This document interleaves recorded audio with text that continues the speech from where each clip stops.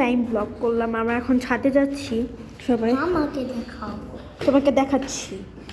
গেলাম, সবাই ঢুকে গেছে ছাদে। তোমরা হয়তো বা আমায় ভালো করে দেখতে পারতেছো না, বাট ছাদে অনেক শীত। আমি ফোরকানরে অনেক মিস করতেছি। মানে ফোরকান থাকলে একটা মজাই আলাদা থাকতো। এখন ফোরকান নেই, শুধু সোয়াদে আমি কী করবো।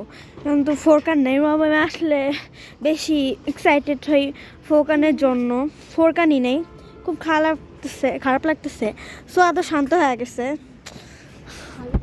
বলতেছে যে ফোরকান থাকলে ভালোই, তো ভালো লাগতেছে না, ওর কিছু করার নেই। আর রাত 12:20 ভিউটা দেখেন কি সুন্দর, মানে অনেক সুন্দর। আর অনেক ঠান্ডা, মানে এত ঠান্ডা থাকে না। আনফর্চুনেটলি ভাটিয়ার জাগ না। ফোরকানের নাম অনেকবার নিছি, কিন্তু আরেকবার নিতেছি। ফোরকানের নাম অনেক মিস করতেছি, অনেক, মানে এত মিস কখনো করিনি। মানে খালি খালি লাগতেছে। আমি যখন আমাদের বাসায় আসছে, মানে পুরো খালি লাগতেছে, পুরো মানে অনেক কষ্ট লাগতেছে যে ফোরকান নেই। মানে ও লাইক মজা দিয়ে রাখতো সবাই রে। ও এখন নানুর বাসায়, কবে না কবে আসবে জানি না, কিন্তু আসবে। যেমন যাই হোক, তখন ঝেঁকে পড়েছি অনেক মোটার, এই আর কি।